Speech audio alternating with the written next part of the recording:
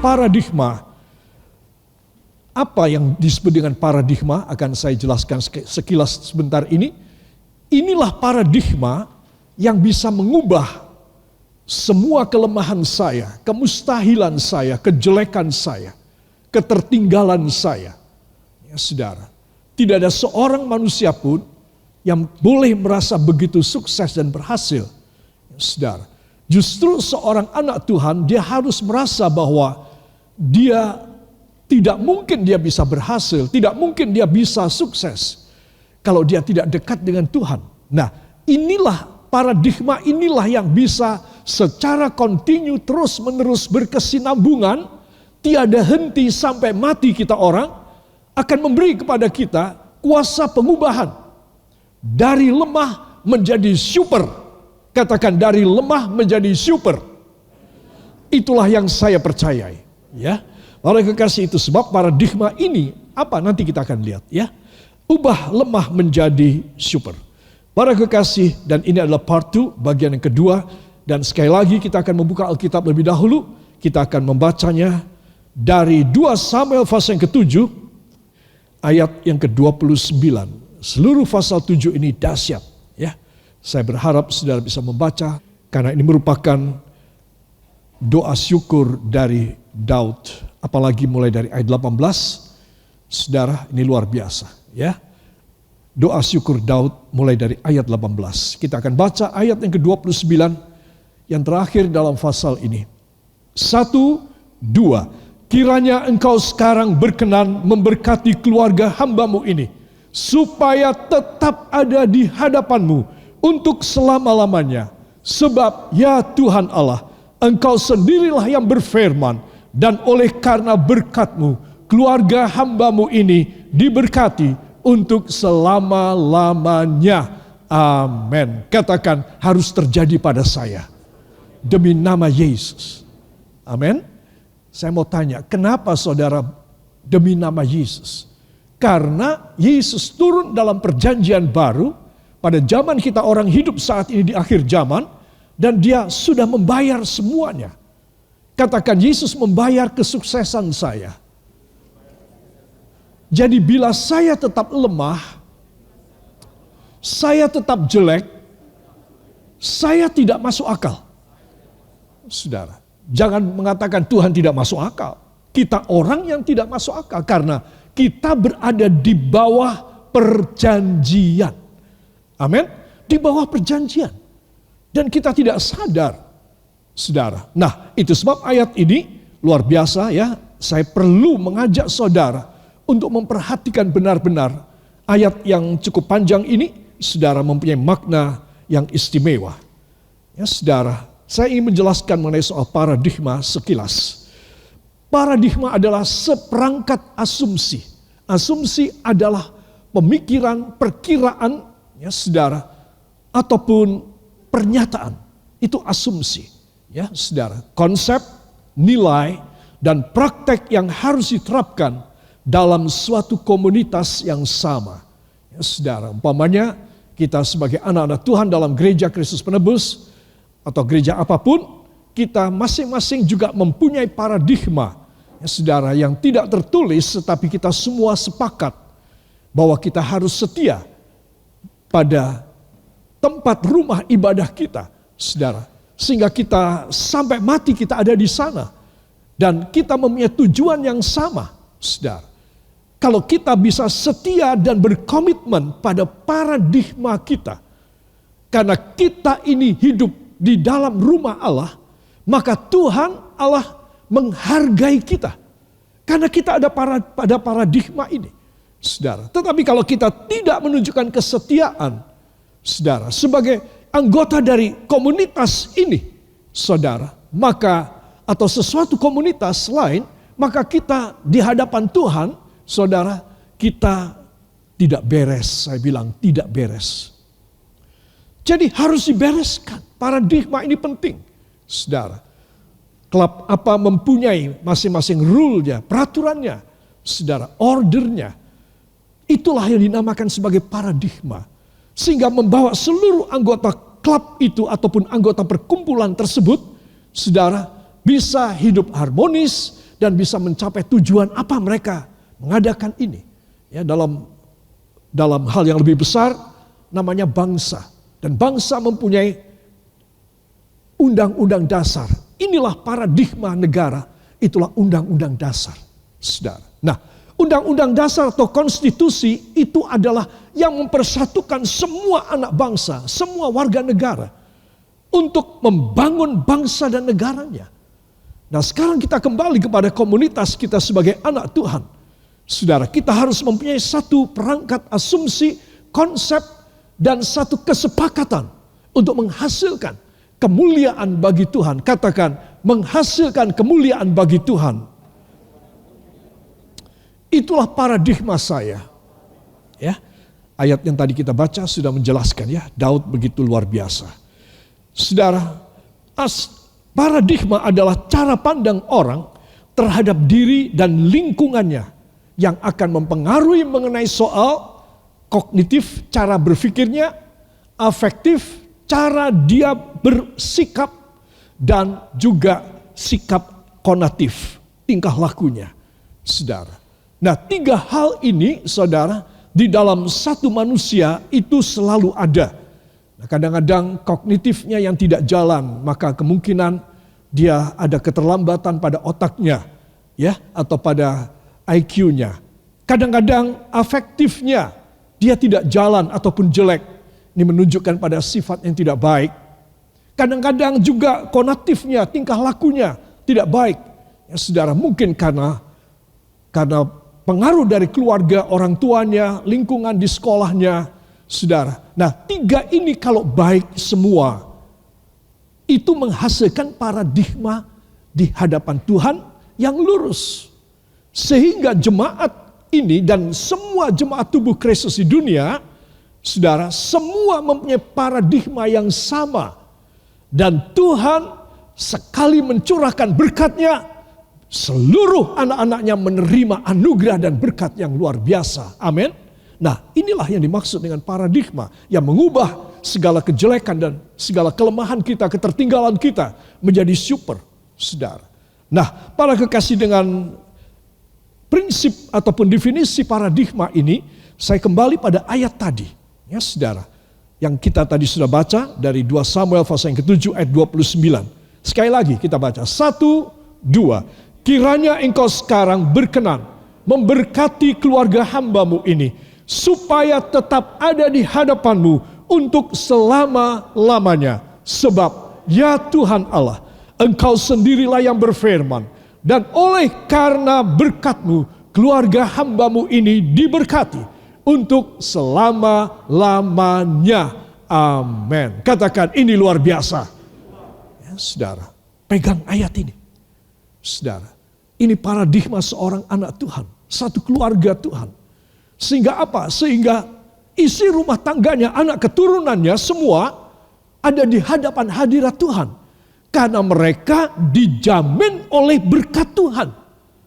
Jadi saudara mesti tahu, di sini kita melihat bahwa yang menjadi pokok kalimatnya adalah berkat Tuhan. Yang membuat semua keturunan Raja Daud akan ada di hadirat Tuhan untuk selamanya. Saudara, luar biasa ya. Nah, sekarang anak Tuhan, kita ini adalah orang-orang yang ada di bawah berkat Tuhan. Dan oleh karena berkat Tuhan, kita harus ada di hadapan hadirat Tuhan untuk selama-lamanya. Amin. Nah, jadi saudara dan saya tidak dijamin oleh satu lembaga keuangan, seorang konglomerat, apakah seorang miliarder, supaya kita kepada dia, tapi kita dijamin oleh Tuhan supaya kita kepada dia. Saudara. Nah, paradigmanya ini. Nah, itu sebab Tuhan akan bertanggung jawab. Katakan, itu sebab sebagai konsekuensi ayat ini, Tuhan akan bertanggung jawab dalam hidup saya dan keturunan saya. Yang percaya, beri tepuk tangan bagi dia. Haleluya. Saudara, Daud adalah seorang tua yang luar biasa. Saudara, saya tulis rahasia dahsyat digaransi selamanya. bagi orang tua yang bisa dipercaya Allah, saudara. Maka semua keturunannya akan diberkati tiada henti. Saudara, Daud meninggal dan seluruh keturunannya diberkati. Saudara, bahkan ada beberapa orang keturunannya langsung anak-anak Daud, saudara, yang berbuat salah besar sekali di hadapan hadirat Allah. Saudara, tetapi apa kata Tuhan? Oke, karena aku sudah kadung janji kepada Daud, ayahmu, maka aku tidak menghukum kamu. Tetapi aku menghukum nanti setelah kamu. Saudara, coba. Jadi di sini kita melihat bahwa Tuhan itu begitu berkemurahan. Dan Tuhan memberikan dispensasi satu generasi untuk tidak dihukum. Gara-gara Daud, ayahnya, yang begitu tuhu dan begitu cinta kepada Tuhan Allah Yehova. Saudara, itu sebab saya ingin mengajak semua saudara memperhatikan supaya kita dalam Bible study ini kita mempunyai satu keyakinan dan satu pengertian bahwa Tuhan itu tidak pernah mengingkari janjinya. Janjinya pasti ditepati. Walau saudara dan saya mengingkari. Saudara, tetapi dia tidak akan mengingkari janjinya. Dia akan memenuhkan perjanjiannya. Itu sebab apa yang membuat saya dan saudara menjadi salah jalan, yaitu kita kurang terima kasih. Saudara, Daud tahu berterima kasih. Itu sebab dia mengatakan, Tuhan, siapakah aku ini? Siapakah hambamu ini? Engkau selalu menyatakan kemurahan, bahkan engkau memberikan visi untuk yang masa depan yang luar biasa. Saudara, inilah paradigmanya, yaitu Tuhan memberkati kita supaya seluruh keluarga kita selama-lamanya ada di hadirat Tuhan. Amin. Jadi mantap ya. Meskipun keadaan sekarang kurang begitu baik dan begitu banyak demonstrasi di hari-hari yang akan datang juga karena kenaikan harga BBM, saudara, dan akan diikuti oleh semua harga naik, saudara. Ya, saudara akan diberkati oleh Tuhan karena saudara memegang paradigma ini. Saudara akan tetap ada di dalam anugerah yang luar biasa dari Tuhan. Amin. Itu sebab saya dan Anda kita harus mempersiapkan diri kita. Gimana kalau aku punya anak-anak, aku punya keturunan, semuanya bisa diberkati. Gimana caranya aku bisa mendidik mereka untuk mereka dekat dengan Tuhan. Ya, saudara. Dan ini adalah satu tugas yang tidak bisa tidak harus dikerjakan oleh para orang tua. Para kekasih, mari kita akan membuka dalam Wahyu pasal yang ketiga, ayat yang ke-8. 1, 2. Aku tahu segala pekerjaanmu. Lihatlah, aku telah membuka pintu bagimu yang tidak dapat ditutup oleh seorang pun. Aku tahu bahwa kekuatanmu tidak seberapa, namun engkau menuruti firmanku dan engkau tidak menyangkal namaku. Amin. Katakan, saya harus seperti ini. Ya, tadi saya minta saudara mengulangi, saya harus menerima seperti ini. 2 Samuel 7:29. Nah, sekarang persyaratannya aku harus seperti ini. Ya, apa? Tuhan berkata kepada jemaat di Philadelphia, aku tahu segala pekerjaanmu. Lihatlah, aku telah membuka pintu bagimu yang tidak dapat ditutup oleh seorang pun. Saudara, saya mau tanya, kira-kira siapa yang bisa menutup? Raja bisa apa tidak? Tidak, karena raja juga seorang. Ya.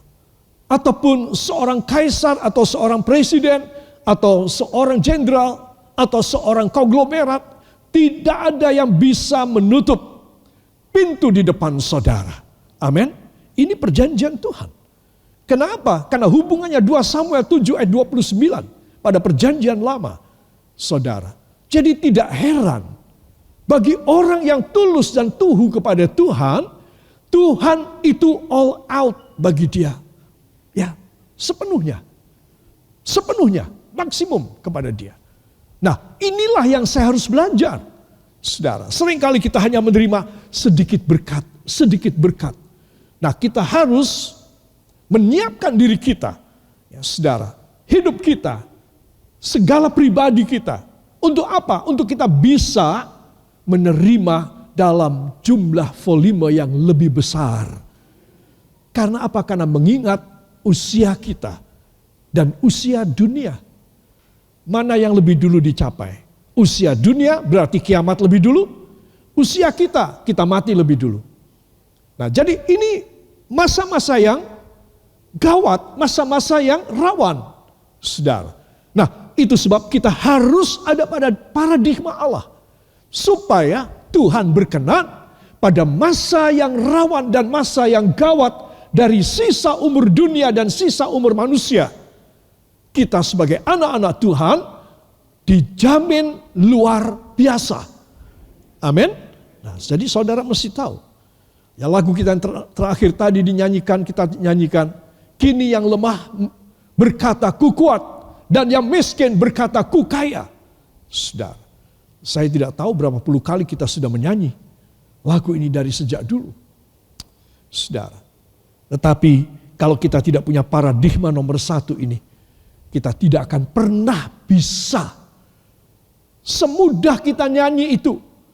Lemah jadi kuat, miskin jadi kaya. Wah, kita bilang pengajaran firman terlalu muluk-muluk. Saya nggak mungkin bisa dapat. Nah ini, saudara. Karena imannya tidak bisa meraih perjanjian Allah tersebut. Saudara. Itu sebab seorang anak Tuhan, dia yang setia kepada Tuhan, maka Tuhan pasti akan memberi jalan. Katakan melalui paradigma ini. Ya. Nah, ayat tadi disebutkan, saudara, aku tahu segala pekerjaanmu. Lihatlah, aku telah membuka pintu. Kenapa? Kalimat kedua, ya. Aku tahu bahwa kekuatanmu tidak seberapa. Kekuatanmu tidak seberapa, tapi kamu bekerja buat aku total. Walaupun kamu banyak kekurangan. Saudara, lihat. Kalau Anda dan saya merasa kita punya banyak kekurangan, ayo total melayani Tuhan. Ya. It is the very moment for each one of you to make a good decision and commitment to working for the Lord. By your finance, by your money, by your energy, time, your mind, your thinking, everything you can do for the works of God before you die. After you die, you no more will be surveilled by God. No. Saudara. Nah, di sini kita melihat bahwa semasa kita hidup kekurangan sekalipun, gak cukup kuat uangnya, waktunya terbatas untuk aku bisa melayani Tuhan. Tapi Tuhan melihat aku sungguh-sungguh melayani Dia, aku total. Saudara, orang kaya begini benar-benar menggetarkan hati Tuhan. Sampai hati Tuhan jatuh kepada dia. Saudara, contohnya tadi kita sudah baca. Mulai dari ayat 18 dari 2 Samuel 7. Sampai Daud, raja ini mengucap syukur kepada Tuhan. Selalu dia tidak habis kata-kata syukur kepada Tuhan.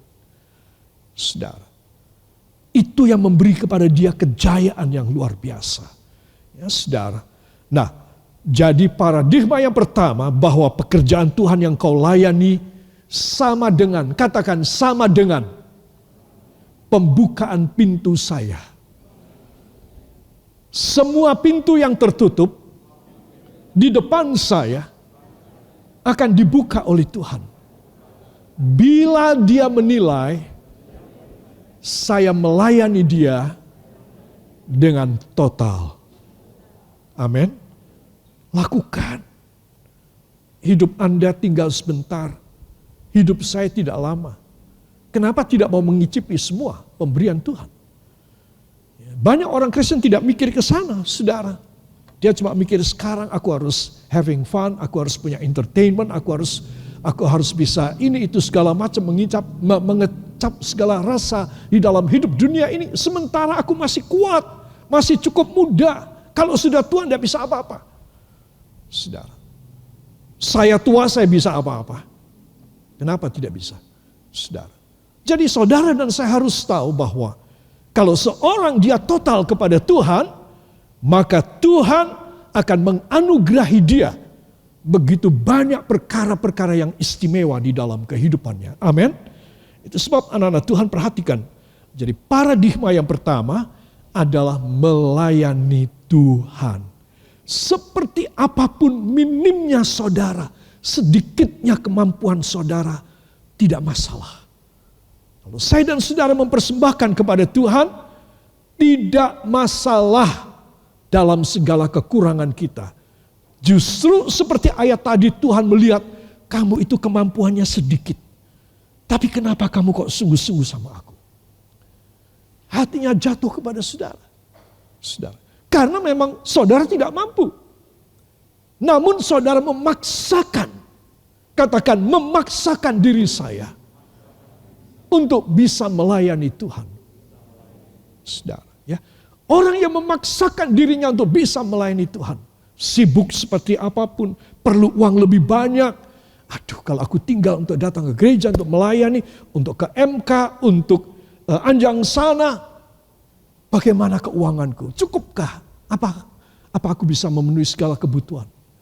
Saudara, Tuhan akan memberkati 5 roti dan 2 ekor ikan saudara. Sampai berkelimpahan. Gak usah kepikiran macam-macam. Saya bisa omong begini karena saya sudah ngalamin. Bukan sekali, 10, 20 kali. 100 kali barangkali lebih. Bagaimana Allah mengubah semua kekurangan menjadi kelimpahan. Saudara, apa sebab? Karena saya tidak tanggung kepada Tuhan. Saudara, saya bilang saya hidup 1 kali. Saya harus menyenangkan hati Bapa. Titik. Saudara. Nah itu yang membuat. Sehingga Tuhan mencurahkan anugerah. Dengan paradigma kita bisa mengambil keputusan yang baik. Katakan dengan paradigma yang benar, saya bisa mengambil keputusan yang baik. Philadelphia ini luar biasa. Dia menghamburkan diri mereka. Mereka menghamburkan diri mereka untuk total kepada Tuhan. Dari 7 sidang jemaat yang dituliskan dalam Wahyu fasa yang kedua dan fasa 3 dan 2 dan 3 dan 4. Saudara yang kekasih. Hanya sidang jemaat Philadelphia yang tidak ditegur. Apa sebab? Apanya yang mau ditegur? Tuhan tidak menemukan kesalahan. Tuhan tidak menemukan sesuatu cacat pada jemaat ini. Jemaat yang tidak begitu kaya. Tetapi mempunyai totalitas dan loyalitas yang luar biasa kepada Tuhan. Menggetarkan sorga. Kalau saya dan saudara ingin menggetarkan sorga, sehingga sorga membuka pintu-pintu berkat kepada Anda, pakai cara ini. Maka saudara tidak akan kecewa. Engkau akan menjadi super. Katakan saya pasti menjadi super. Para kekasih, mari saya ingin mengajak semua saudara perhatikan. Aku tahu segala pekerjaanmu. Lihatlah, aku telah membuka pintu bagimu yang tidak dapat ditutup oleh seorang pun. Aku tahu bahwa kekuatanmu tidak seberapa. Namun engkau menuruti firmanku dan engkau tidak menyangkal namaku. Dahsyat sekali. Dahsyat sekali. Menurut saya, yang mengajari Philadelphia bisa kayak begini. Roh Kudus. Katakan hanya Roh Kudus. Yang bisa mengajari seseorang sebegini mulia.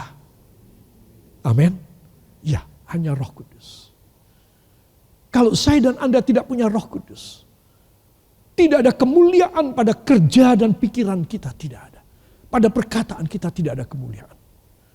Tapi kalau kita penuh dengan Roh Kudus, seperti Philadelphia, saudara membuat kagum Tuhan, sehingga Tuhan berkata, aku buka pintu bagimu yang tidak ada seorang pun bisa menutup.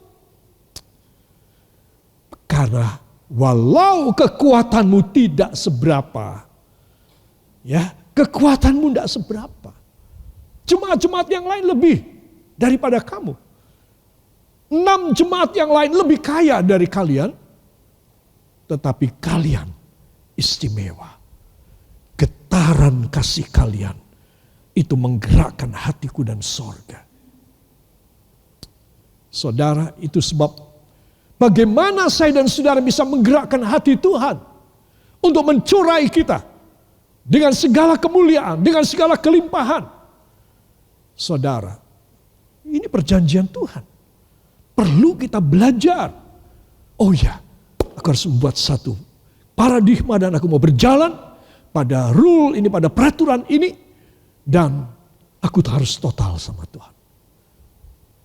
Ibu rumah tangga bisa, bapak yang bekerja, anak-anak yang masih studi pelajaran di sekolah atau di kampus, atau kakek dan nenek yang sudah pensiun dan tidak mempunyai daya kemampuan untuk produktif lagi, bisa.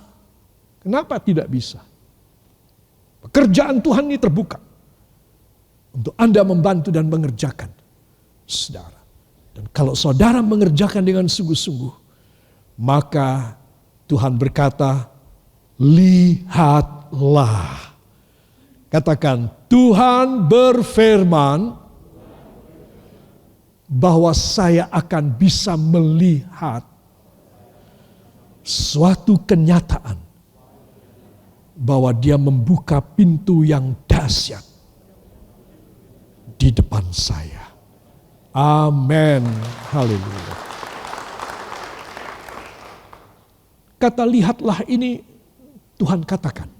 Dia tidak bersabda, aku tahu segala pekerjaanmu, aku telah membuka pintu bagimu.